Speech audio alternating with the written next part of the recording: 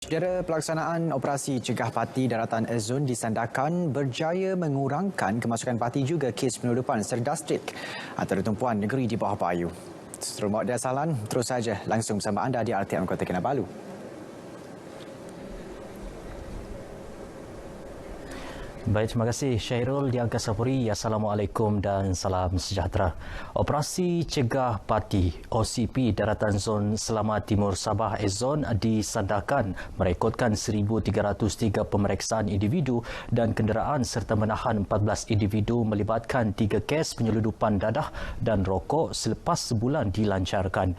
Dalam tempoh sama, OCP Daratan itu turut merampas 4.58 gram syabu, 46 karton rokok, wang tunai RM7,000, sebuah kereta dan motosikal dengan jumlah keseluruhan bernilai RM120,000.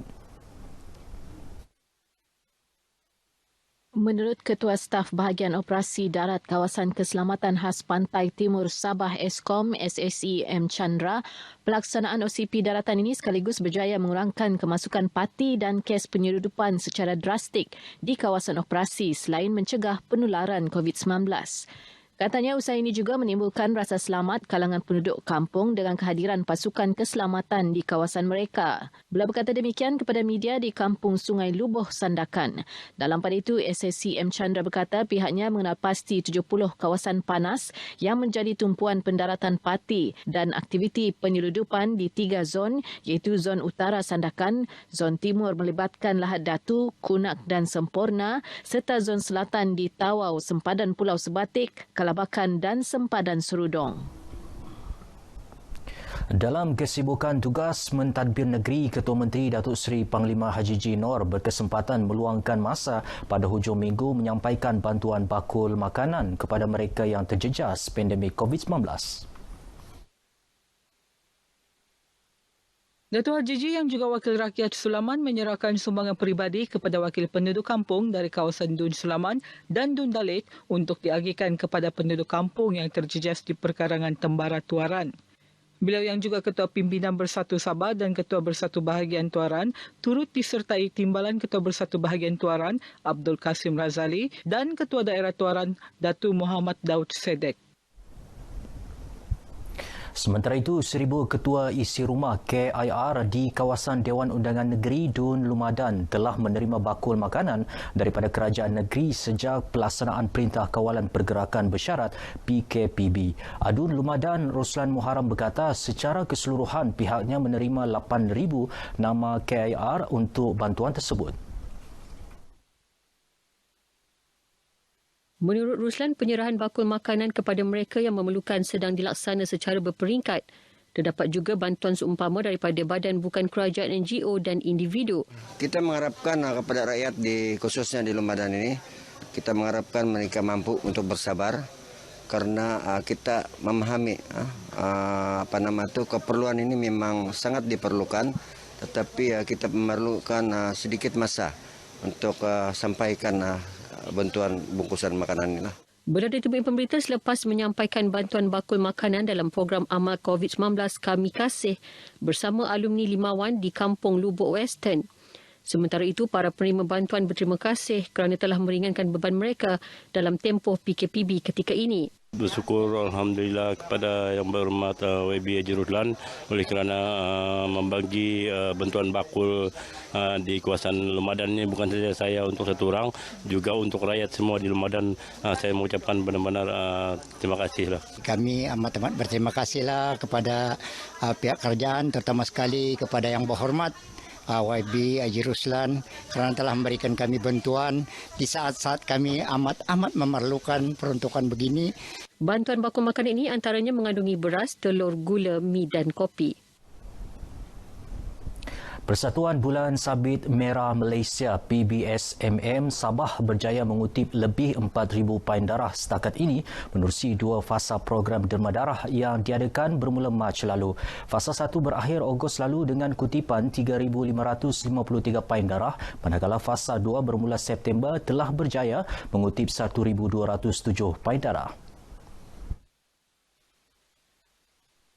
Timbalan Pengerusi Program Derma Darah BSSM Sabah Leslie Chan Boon Siang memberitahu RTM, fasa 2 program derma darah ini berlangsung hingga Disember, diadakan setiap Jumaat hingga Ahad, 9 pagi hingga 4 petang di Pusat PBSMM, kilometer 3.5 Jalan Tuaran, Kota Kinabalu. Kami telah membuat satu garis panduan dan SOP melibatkan program darah telah disemak dari Jabatan Kesihatan Negeri dan juga pihak KKM sendiri dan juga unit transfusi darah. Akhirnya kita berjaya mendapatkan SOP yang sesuai. Tambah beliau, fasa 2 kali ini menunjukkan peningkatan minat dan kesedaran orang ramai membantu tabung darah negeri yang berada pada paras kritikal. 11 lagi daerah juga akan menggerakkan program seumpama dalam masa terdekat. Penderma yang ditemui memberitahu mereka tampil membantu sebagai rasa tanggungjawab kepada golongan yang memerlukan.